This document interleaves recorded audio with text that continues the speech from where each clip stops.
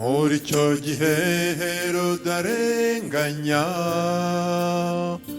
abo mu itorero abagirira nabi, maze yicisha Yakobo inkota. Hanyuma ibyo binezeza abayuda, abonye ko abayuda banezerewe, afata Petero aramufunga, amurindisha abasirikare benshi,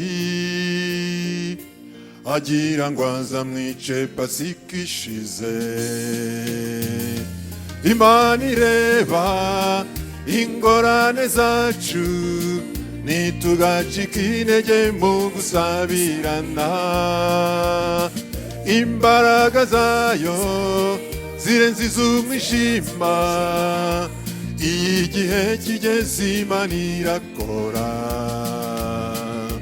Imana ireba ingorane zacu, ntitugacike intege mu gusabirana.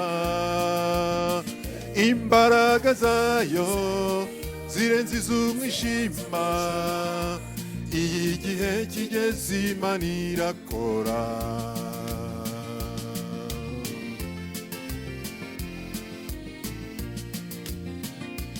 Imana irinda Petero bikomeye,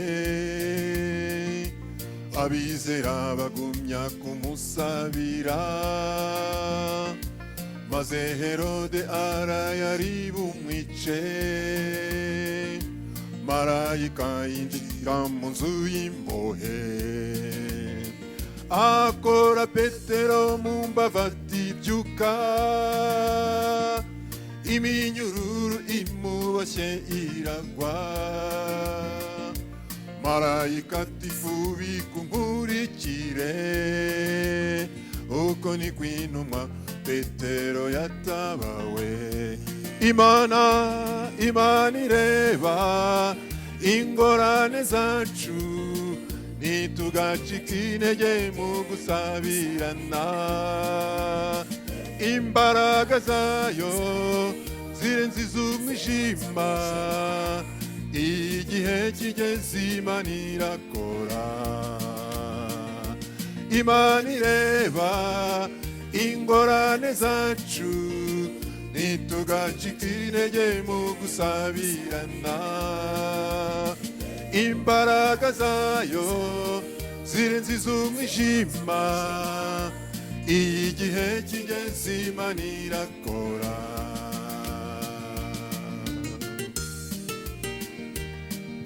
Niba wemera ko iyo igihe kigeze Imana ikora, ikaba ari cyo yagukoreye, ririmba kandi uririmbe wishimye, umwenyurire Imana, uyinezererwe. Haleluya.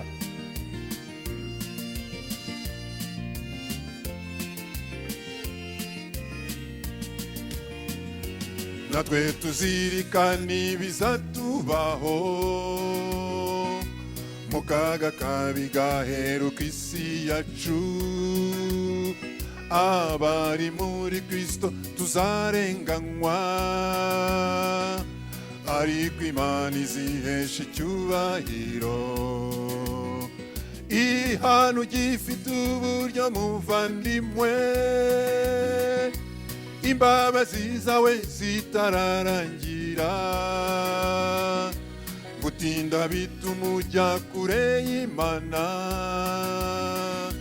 Yesu agutegeye amaboko musange. Imana ireba ingorane zacu, ntitugacike intege mu gusabirana.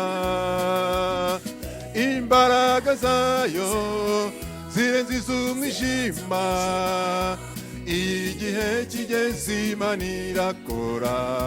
Imana ireba ingorane zacu, ntitugacike intege mu gusabirana.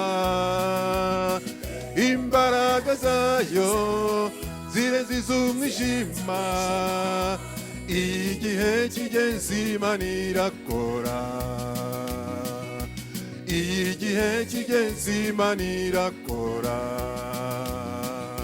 igihe kigeze Imana irakora.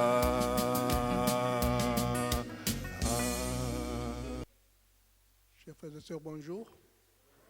bavandimwe bashiki banjye mwaramutse. C'est toujours une joie et un privilège Ni umugisha ndetse ni n'amahirwe igihe cyose chaque fois que je vais ici pour partager avec vous la parole de Dieu. iyo nagize umugisha wo kuza hano kugira ngo nganire namwe ijambo ry'Imana. Merci à Jean-Luc pour ce chant. Jean-Luc yakoze ku bw'iyi ndirimbo Sûrement, il y a un temps pour Dieu. kuko hari igihe cy'Imana. Et il faut s'accrocher et attendre. Tugomba kuyihambiraho kandi tugategereza. Avant de continuer, je veux partager avec les enfants quelque chose que j'ai préparé. Mbere y'uko nkomeza ndifuza kugira ibyo nsangiza abana. Alors, tous les enfants sont ici. Bonjour les enfants. Bonjour. Je vais vous attendre fort. Bonjour. Ça, c'est mieux. Vous allez bien? Très bien. Vous avez bien étudié pendant la semaine? Oui. Vous aimez vos enseignants et vos leçons? Oui. Alors, j'ai une histoire pour vous, une histoire qui vient de la Bible qui nous est écrite dans la Bible. Vous savez qu'il y a beaucoup de livres dans la Bible. Et c'est le livre de 2 Rois, chapitre 5. Ça, c'est là que j'ai lu cette histoire et que je veux que vous puissions partager cela. Il s'agit d'un homme qui s'appelait Naaman et qui vivait dans le pays d'Israël. Il y a bien longtemps. Il y a des années, des siècles. Mais ça peut nous enseigner aujourd'hui aussi. Alors, dans la leçon, il y a aussi une petite fille. La Bible ne dit pas son âge, mais c'est entre 8, peut-être 12 ans. Alors, Naaman était un grand fonctionnaire, un grand militaire. Vous connaissez les militaires? Vous avez vu les militaires? Vous voulez devenir militaire? Qui veut devenir militaire quand il sera grand? Personne? Ah oui. Mais c'est un métier comme les autres. Vous pouvez joindre la fille ou garçon, vous pouvez être militaire. Ça va? Alors, Naaman était militaire, mais il était malade. Il était malade, et d'une maladie terrible. Une maladie qui s'appelle la lèpre. C'est une maladie qui vous attaque et vous perdez petit à petit les membres de ton corps, du corps. Une terrible maladie. Aujourd'hui, c'est pas très fréquent. On a pu trouver des médicaments pour ça, mais dans le temps, c'était très fréquent. Alors, Naaman avait beau être un militaire, mais il était très malade. Il avait une famille. Et quand on a la lèpre, on est écarté des autres pour ne pas les contaminer. Imaginez qu'il avait une chambre à part.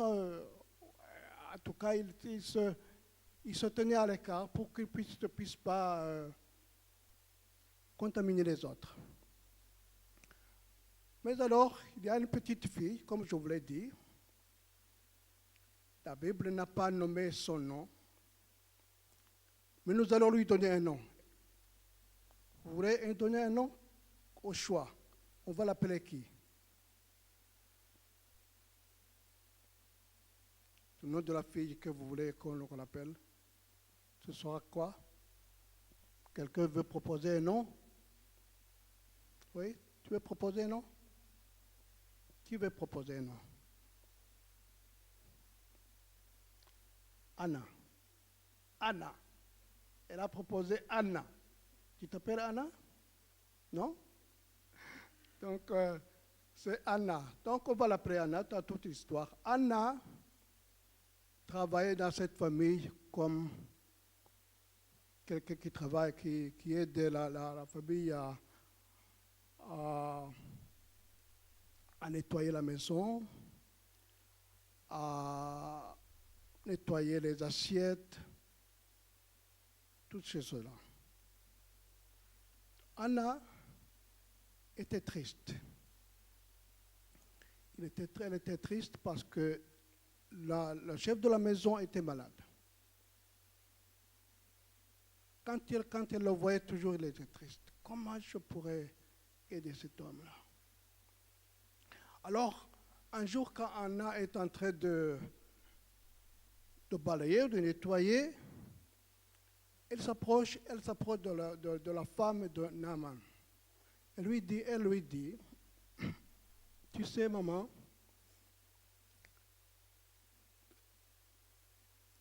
papa Naaman peut guérir. Et la femme dit, comment ça? Ça, c'est une lèpre, c'est une maladie terrible, Anna. Et Anna insiste. Je connais quelqu'un qui peut le guérir. Et la maman ne la néglige pas, ne néglige pas les paroles de cet enfant. Elle lui demande d'autres questions. Où est-ce que tu le connais? C'est dans mon pays, Israël. Il y a quelqu'un, un prophète, qui peut prier et guérir Naaman. Est-ce que tu connais l'endroit? Tu connais bien? Alors l'enfant dit oui, je peux vous l'amener là-bas. Alors l'histoire continue. La femme de Naaman est allée chuchoter à son mari, mais Anna a dit qu'il y a quelqu'un qui peut te guérir. Et Naaman va obéir à Anna. Pour couper le court histoire,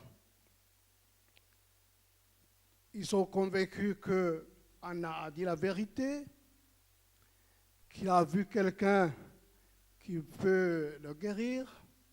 Ils préparent tout pour se diriger vers l'homme de Dieu. Et alors, la Bible ne dit pas tous les détails, mais j'imagine que Anna est partie avec toute la famille et il leur disait, venez et voyez le prophète, l'homme de Dieu qui va vous guérir. Dans ce temps-là, c'était les chevaux, il n'y avait pas de voiture. On prend les chevaux, on prend les bagages pour aller voir qui? Pour aller voir qui, les enfants?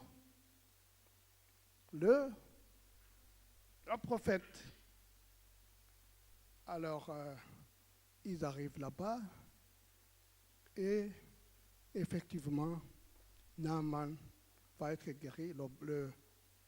Le prophète a demandé à Naaman de se laver dans la rivière cette fois. Mais ce que je veux que vous reteniez, c'est cet enfant, c'est Anna. Anna? Qu'est-ce que vous pensez? Anna a bien fait, n'est-ce pas? Oui? Qu'est-ce qu'on peut étudier d'Anna? Quelle leçon pouvez-vous apprendre d'Anna? Une proposition? Qu'est-ce que l'histoire vous dit? Oui?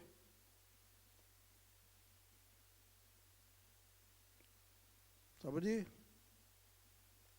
Alors, Anna a dit à sa famille, à la famille de quelqu'un qui était malade, venez, je vais vous montrer où vous pouvez guérir. Et les enfants, même petits, vous pouvez faire quelque chose. Vous voyez? Vous pouvez, est-ce que vous avez des voisins, des enfants que vous étudiez ensemble? Oui. Vous les avez? Vous les aimez? Oui, bien sûr, je sais que vous les aimez. Est-ce que vous pouvez leur dire, venez à l'école du sabbat, à l'église de botanique, il y a de bonnes choses. Est-ce que vous voulez dire, venez, on va voir. Vous pouvez le faire ça? Vous pouvez faire ça un jour? Oui, c'est possible. C'est possible. Alors les enfants, Anna, c'est une belle histoire qui nous montre que nous pouvons aussi avoir un rôle à jouer dans l'évangélisation. Merci beaucoup de votre attention. ubwo natekerezaga amagambo y'ikibwirizwa cy'uyu munsi Je suis allé visiter le site de l'Église adventiste du monde, à Nag- la conférence. nagiye gusura site ya General Conference Pour voir le calendrier de nos dirigeants au cours de l'année 2025. ubwo nifuzaga kureba ibikorwa biteganijwe muri uyu mwaka wa 2025. Alors le 27, aujourd'hui, c'est le 27, uyu munsi tariki ya 27 c'est une journée où on était censé avoir une journée d'invités à l'école du sabbat. nasanze aho uyu munsi icyo twasabwaga gukora mu ishuri ryo ku isabato Une journée d'invités à l'école du sabbat. wari umunsi wo gutumira abantu kuza mu ishuri ryo ku isabato.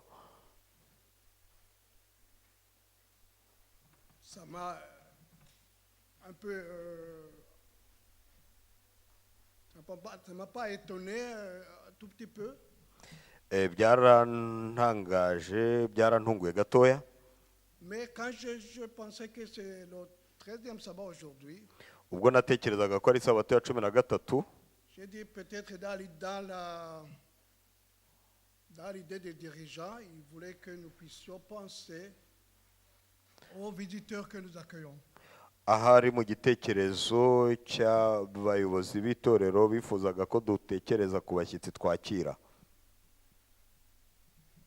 Et donc je me suis dit qu'il faut peut-être nous rappeler Naribwiye nti ahari ni byiza ko twibuka des méthodes que nous pouvons avoir pour inviter les gens à nous rejoindre à l'école du sabbat ou dans les réunions de prière.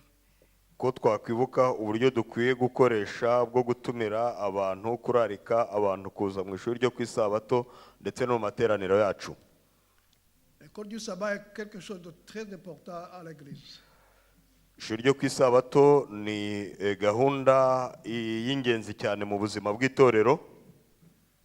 Certains l'appellent même le cœur de l'église. Ndetse hari bamwe bayita umutima w'itorero. Quand le cœur s'arrête, Iyo umutima uhagaze, vous savez ce qui se passe, hein? muzi mwese igikurikiraho. Ou bien quand il est malade, Iyo umutima urwaye, c'est un problème de tout le corps. biba ikibazo ku mubiri wose. Et donc,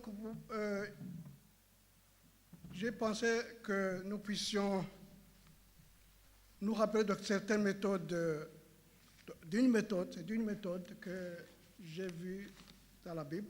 Nasanze rero ko dukwiye kwibukiranya uburyo bumwe nasanze muri Bibiliya bwo gukoresha. Je vous propose de voir 3 évangélistes qui sont dans la Bible.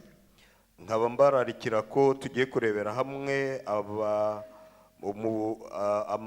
mu butumwa bwiza bwa Yesu bwanditswe n'abantu batatu. 3 évangélistes abanditsi b'ubutumwa bwiza batatu, mais qui ont utilisé seulement 2 mots. ariko bakoresheje amagambo abiri: Viens et vois. ngwino urebe, Viens et vois. ngwino urebe. C'est ce que le jeune nous a lu. Nibyo uriya musore Anaeli yadusomeye Dans Jean, chapitre 1er, versets 44 à 46. mu butumwa bwiza bwa Yesu bwanditswe na Yohana igice cya mbere umurongo wa 44 kugeza 46. Je relis. Ndongera mpasome. Nathanaël lui dit, peut-il venir de Nazareth quelque chose de bon? Philippe lui répondit, viens et vois.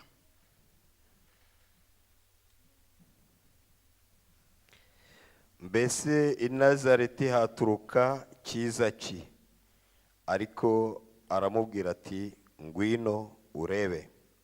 J'ai lu le verset 46 parce qu'il s'agit du mot que je cherchais, viens et vois. Nasomye umurongo wa 46 kuko ariho hashingiye amagambo avuga ngo ngwino urebe. Mais le contexte, vous vous rappelez, c'est quand Jésus était en train d'appeler ses disciples. Ariko muri iki cyigisho muribuka ko ari igihe Yesu yari arimo atoranya abigishwa be. Et donc au verset 44, on vous donne le nom de Philippe. Ku murongo wa 44 baduha izina rindi ry'uwitwa Filipo. Philippe était de Bethsaïda. Filipo yari uw'i Bethsaïda. Et c'était de la ville de André et de Pierre. Kandi yari uwo mu mudugudu w'iwabo wa Andereya ndetse na Petero. Philippe avait rencontré Jésus. Filipo uyu nguyu yari yarabonye Yesu. C'était rencontré, la Bible ne dit pas précisément ou comment il a rencontré. Bibiliya ntabwo ivuga neza yeruye uburyo yari yaramubonye. Mais il avait vu. Ariko yari yaramubonye. Et quand il se promène, il voit son ami Nathanaël.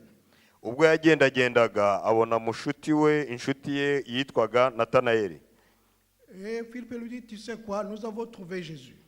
Noneho Filipo aramubwira ati Nathanaeli, wamenye ibyabaye, twabonye Yesu. Nous avons trouvé celui que les Écritures ont prévu. Twabonye uw'ibyanditswe byera byavuze. Et Nathanaël de répondre. Noneho Nathanaeli amushubije. Est-ce qu'il y a quelque chose de bon qui peut venir de Nazareth? Mbese hari ikintu cyiza cyaturuka i Nazareti? Vous voyez que Philippe est calme. Murabona ko hano Filipo yari ahagaze ku maguru ye yombi.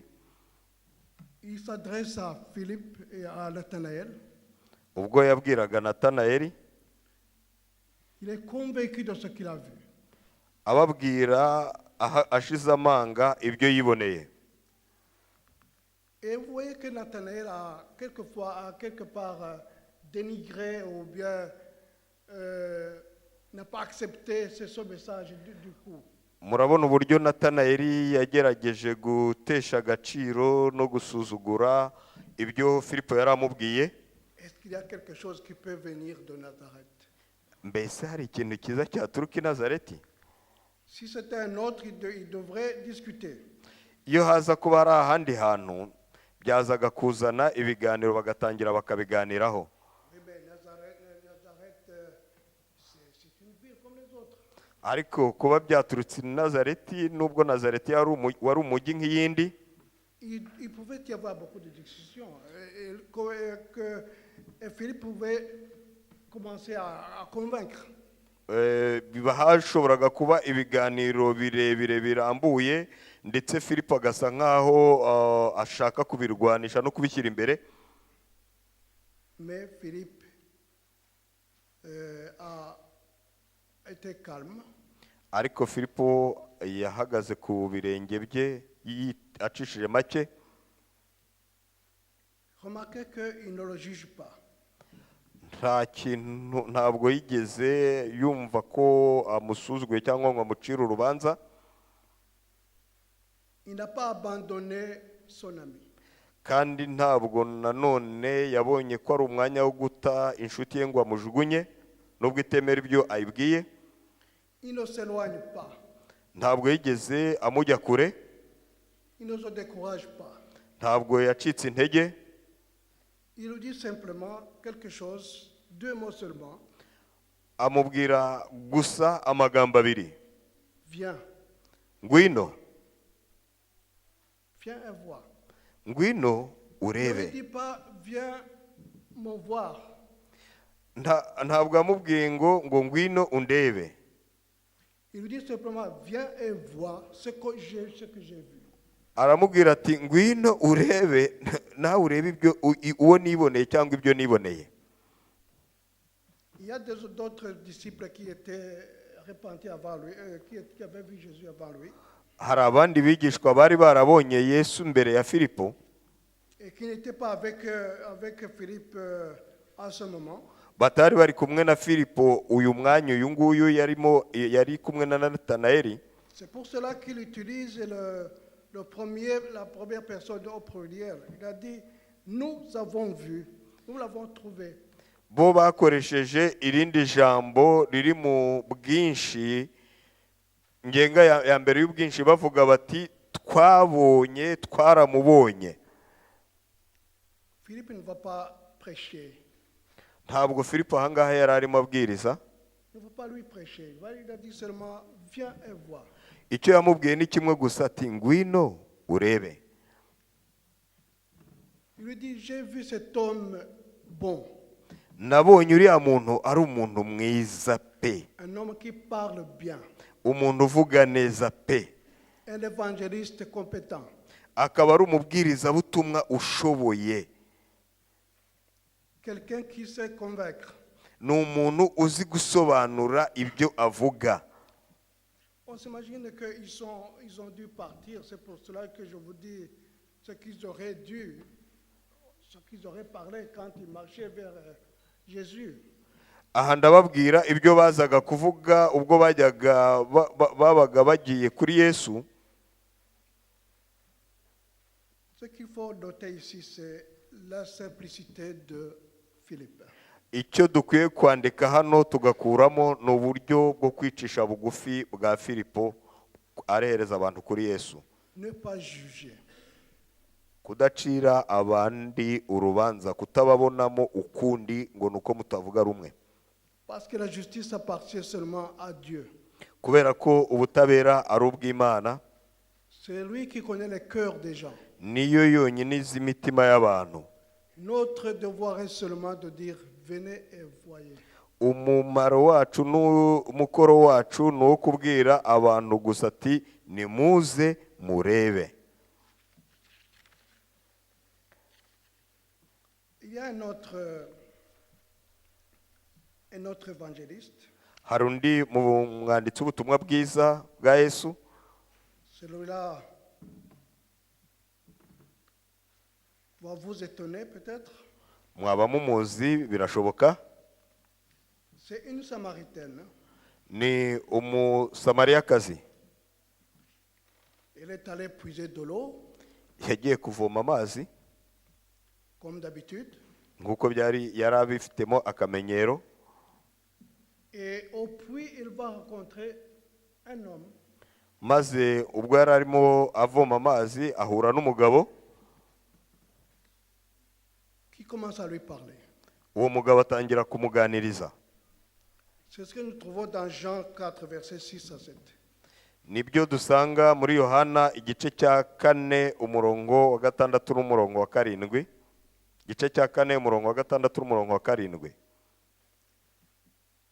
Là se trouvait le puits de Jacob. Jésus, fatigué du voyage, était au bord du puits. C'était environ la 6e heure. aha yesu yari ari ku iriba rya yakobo ananiwe arushye, byari asira isaha ya gatandatu. Une femme de Samarie vint puiser de l'eau et Jésus lui dit, donne-moi à boire. Umusamariyakazi aza kuvoma, maze yesu aramubwira ati ntutuzi two kunywa, Donne-moi à boire. mpa utuzi two kunywa. Et nous n'allons pas aller dans les détails, mais vous connaissez l'histoire un peu, peut-être. Ntabwo turi bujye mu kiganiro cyose mu buryo burambuye, ndizera ko mushobora kuba muzi icyo gitekerezo ahari. Mais voici une femme divorcée 5 fois. Ariko yari umugore wari utandukanye n'abagabo inshuro 5. Une femme qui vit maintenant avec un autre homme. Yari umugore wabanaga n'undi mugabo. Une femme qui ne croyait pas à son histoire.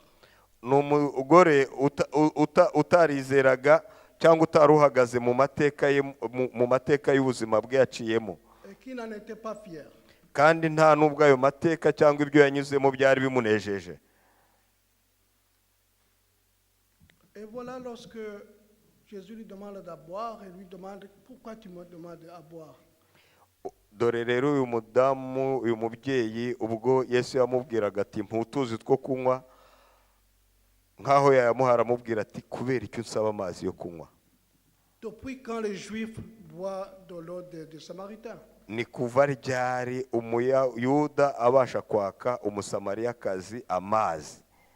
Et Jésus va continuer à dialoguer avec lui. Ariko Yesu akomeza kuganiriza uyu musamariyakazi Simplement. mu buryo bworoshye cyane, yicishije bugufi, Sans le juger. atamuciriye urubanza. Il était fatigué, mais il trouvait la force de lui parler. Nubwo yari ananiwe, ariko yabonye imbaraga zo kumwegera kugira ngo amuganirize. Et la femme est convaincue. Maze umugore ahita ashyirwayo, yakira neza ibyo yamubwiraga. Et petit à petit, elle commence à voir en cet homme un homme spécial. Mu kanya gatoya, buhoro buhoro atangira kubona ibimenyetso by'uburyo uwo mugabo bavuganaga ari umugabo udasanzwe. Et la Bible nous dit que à la fin, quand Jésus lui dit tout ce qu'elle avait fait, Bibiliya itubwira neza yuko ahagana ku mwisho ubwo Yesu yaramubwiye ibyo yakoze byose, on peut s'imaginer comment elle voyait, comment elle regardait, elle était très étonnée. umuntu ashobora gutekereza uburyo yarebaga Yesu, uburyo yari atangajwe nabyo. Alors si vous lisez au verset 28 du même chapitre 28 et 29, Nimusoma ku murongo wa 28 na 29 w'iki gice cya 4, alors la femme ayant laissé sa cruche, s'en allant dans la ville, et dit aux gens, venez voir l'homme qui m'a dit tout ce que je fais. nuko uyu mugore ngo asiga ikibindi cye aragenda ajya mu mudugudu, abwira abantu bose ati nimuze murebe umuntu umbwiye ibyo nakoze byose. La Bible ne dit pas tout ce qu'il faut, peut-être tout ce que nous pouvons nous imaginer. Bibiliya ntabwo ijya yimbika ngo ivuge byinshi dushobora gutekereza muri iki gitekerezo. Mais vous vous imaginez une femme, cette femme qui était venue boire de l'eau. Nimurebe uyu mudamu wari waje azanywe no kwivomera amazi. Peut-être qu'elle avait laissé sa famille à la maison qui avait besoin de l'eau. Ahari birashoboka ko yari yasize umuryango we mu rugo, kandi umuryango wari ukeneye amazi. Elle laisse la cruche là-bas. Ariko ngo asiga ikibindi cye ku ivomero. Elle laisse la cruche là-bas et va se précipite pour aller dire aux autres ce qu'il a vu. Ahubwo yirukanka yumva ashishikajwe no kwegera abaturanyi be, abatuye mu mudugudu. Venez voir. Nimuze murebe. C'est bien lui Jésus qu'on a dit peut-être. Mbese uyu ntabwo yaba ari we Yesu cyangwa yaba ari we Mesiya bavuze ahari? Venez voir l'homme qui m'a tout dit. Nimuze murebe umugabo wambwiye ibyo nakoze byose. Je ne sais pas pourquoi il m'a parlé. Ntabwo nzi impamvu yamvugishije. Je ne sais pas pourquoi il m'a demandé de l'eau. Ntabwo nzi impamvu yansabye ku mazi.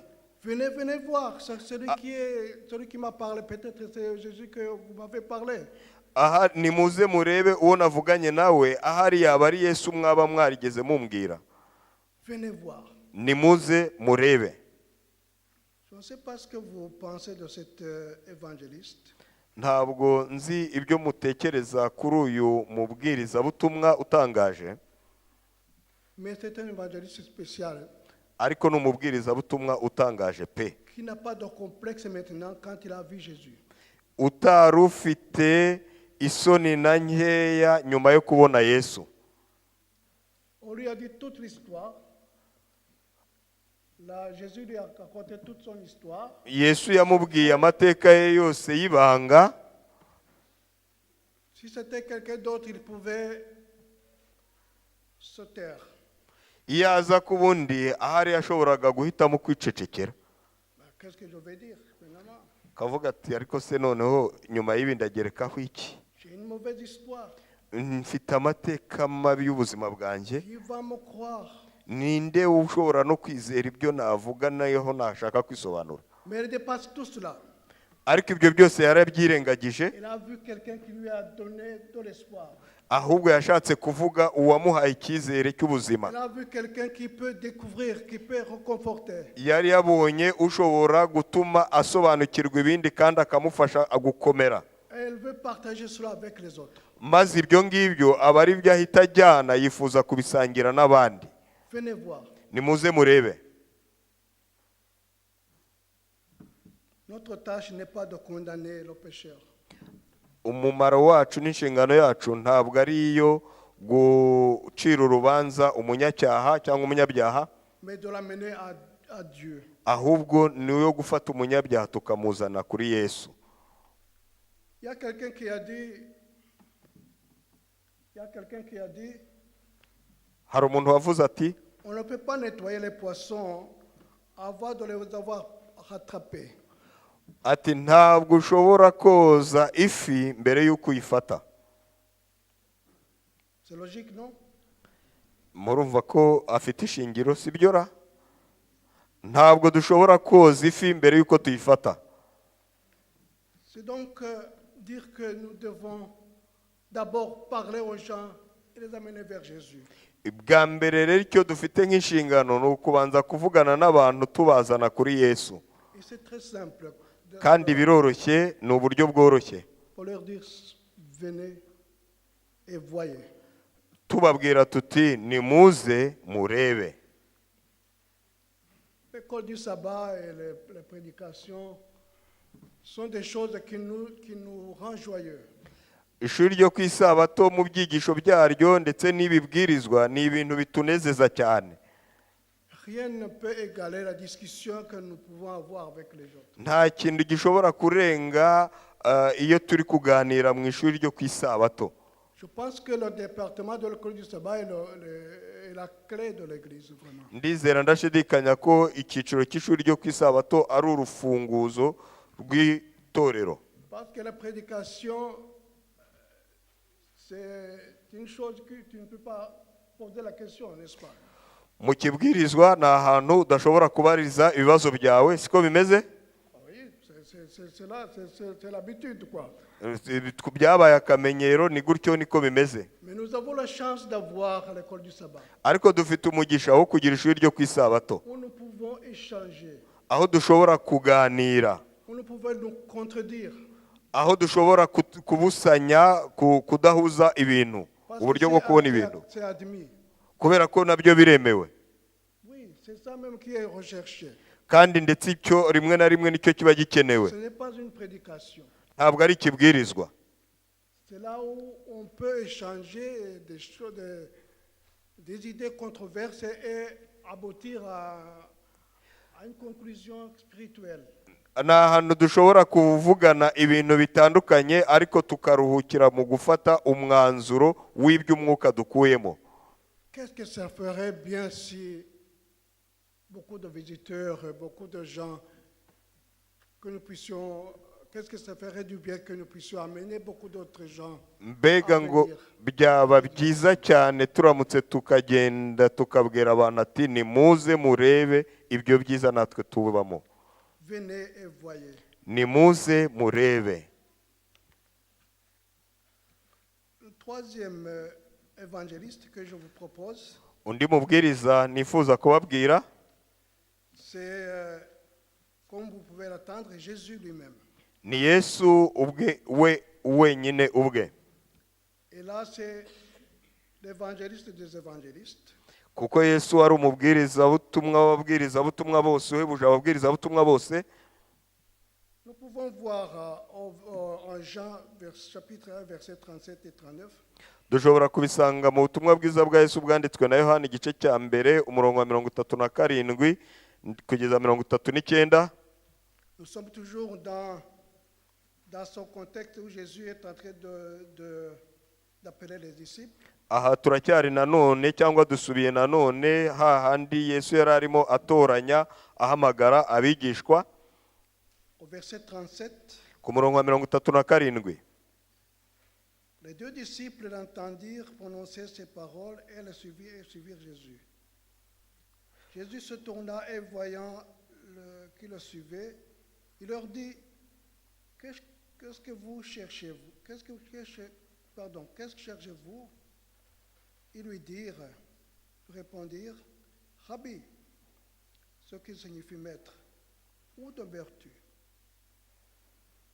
39. Venez, leur dit-il, et voyez, ils allèrent et ils virent où il demeurait. Ils restèrent auprès de lui ce jour-là. C'était environ la 10e heure. abo bigishwa bombi bumvise avuze atyo bakurikira Yesu. Yesu arahindukira abona bamukurikiye, arababaza ati, murashaka iki? Baramusubiza bati, Rabi, bisobanurwa ngo mwigisha, ucumbitse he? Murongo wa 39 arababwira ati, nimuze murahabona.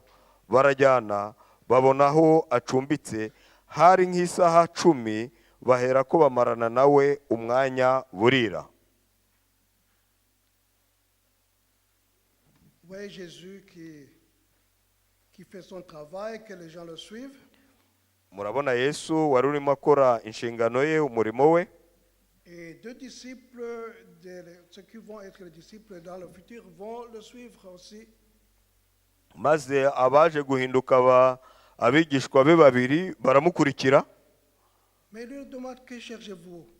Maze Yesu arabahindukira abaza ati, murashaka iki? De quoi avez-vous besoin? Ni iki mukeneye? Que voulez-vous que je fasse pour vous? Murashaka ko mbakorera iki? Ce sont des questions que Jésus connaissait. Ni ibibazo Yesu yarazi cyangwa yababajije, Parce qu'il regarde dans les cœurs. kuko yararebaga mu mitima yabo. Il avait vu leurs besoins. Yarazi ibyo ababigishwa bakeneye, Mais il voulait les accueillir. ariko yifuzaga kubakiriza yombi. Parce qu'en Matthieu, chapitre 7, verset 7, Kubera ko muri ubutumwa bwiza bwa Yesu bwanditswe na Matayo igice cya 7 umurongo wa 7,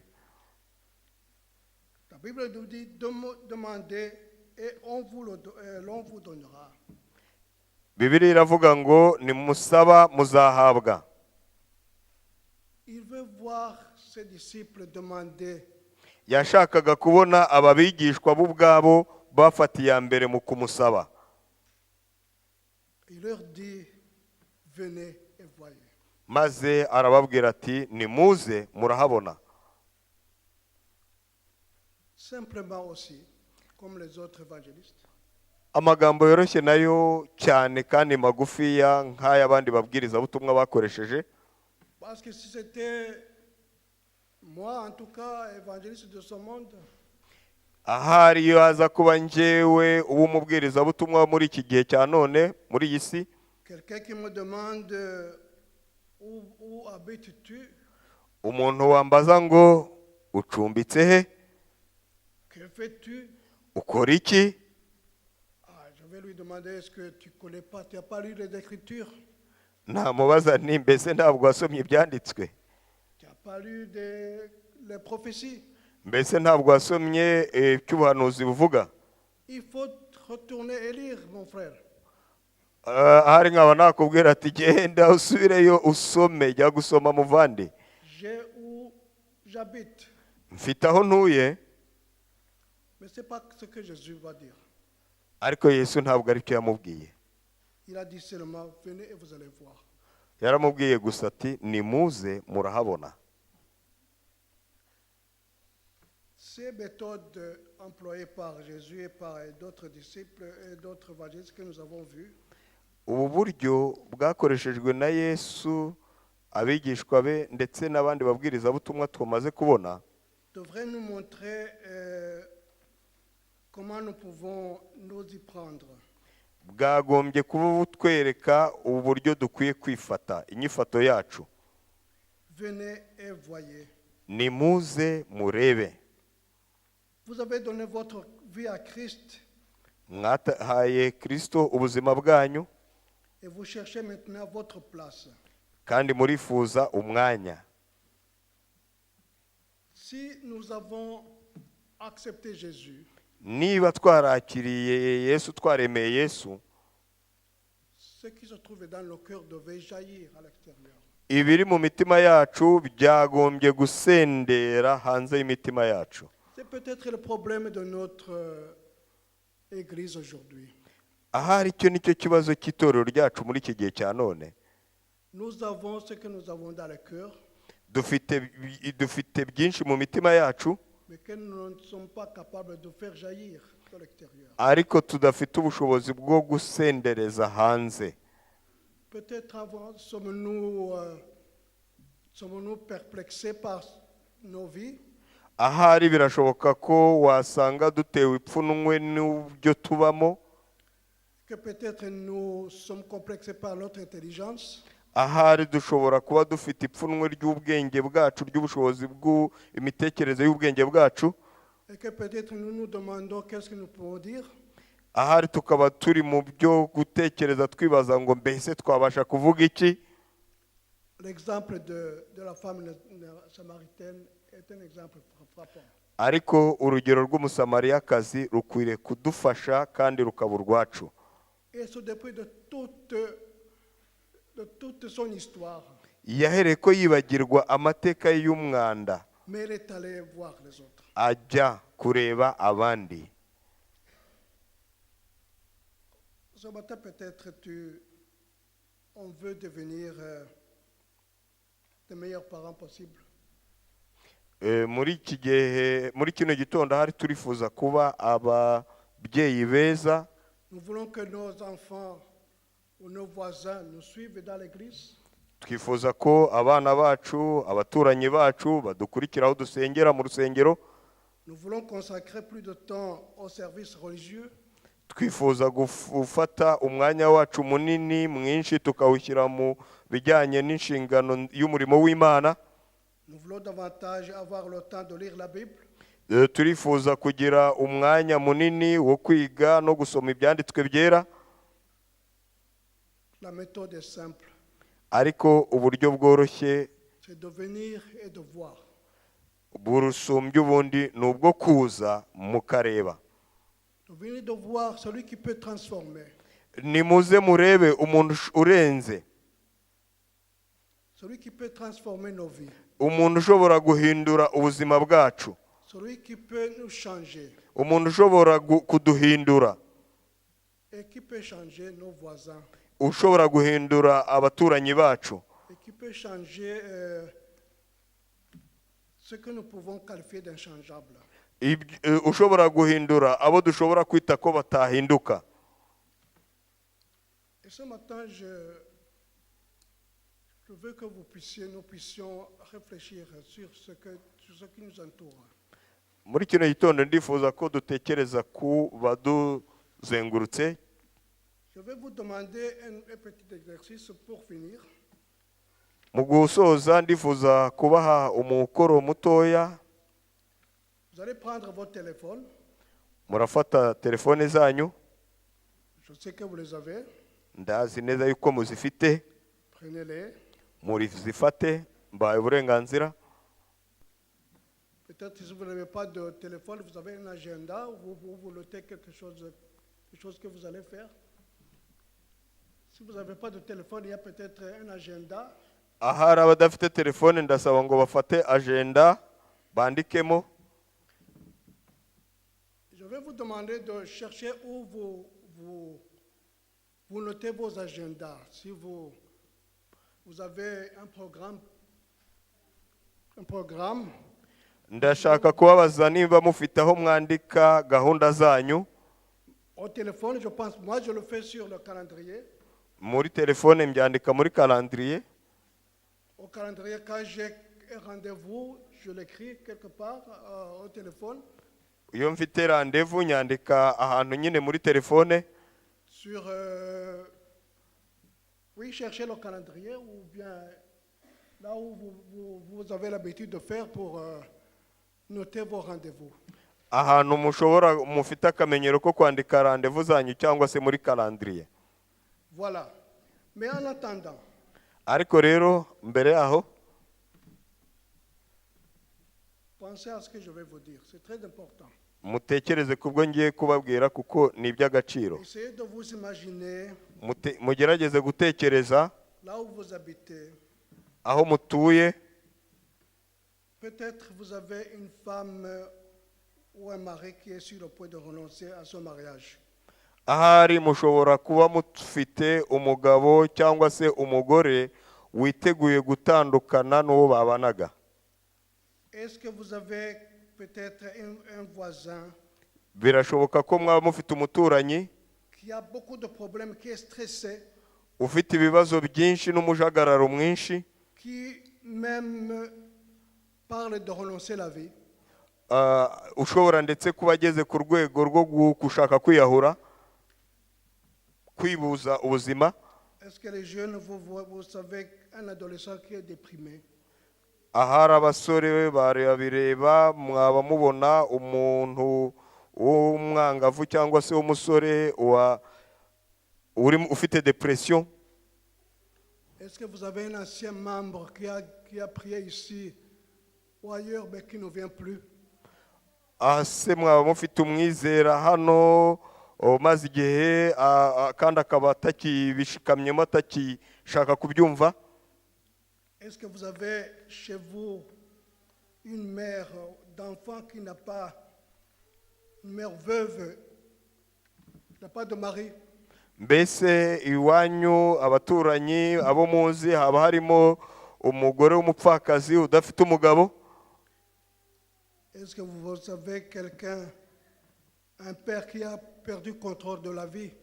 Mbese mwaba mwarabonye cyangwa muzi umugabo waba waratangiye guta urwanga rw'ubuzima, icyanga cy'ubuzima, Qui n'a plus contrôle sur sa famille? akaba atagifite ubushobozi bwo kuyobora no kugenga umuryango we, Qui n'a plus contrôle sur ses enfants? utagishoboye kuyobora abana be?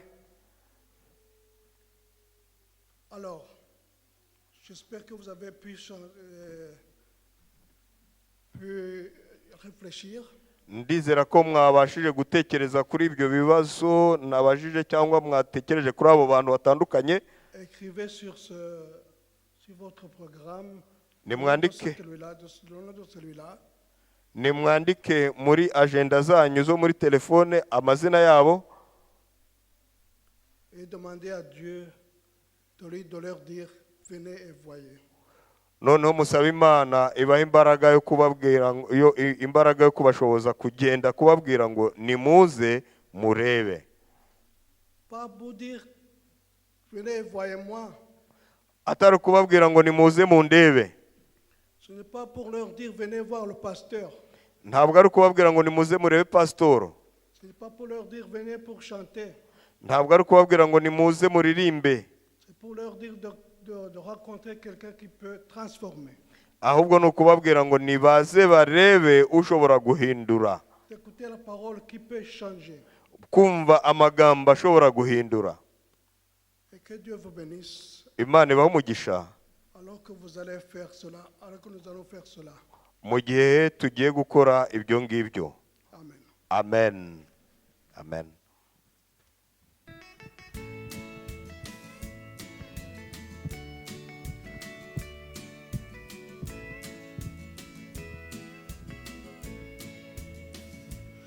amaso y'Imana ari ku bakiranutsi n'amatwi ye ari ku gutaka kwabo. Abana n'abafite imitima imenetse kandi ibyaha byabo ntibizibuka ukundi. Nimusogongere mumenye ko Uwiteka agira neza, barahirwa abamuhungiraho. Marayika w'Uwiteka Imana abambisha amahema akagota abakiranutsi ndetse akabakiza. Sogongera, nimusogongere,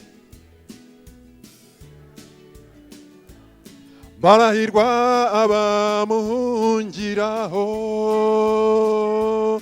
Marayika w'Uwiteka Imana abambisha amahema akagota abakiranutsi ndetse akabakiza.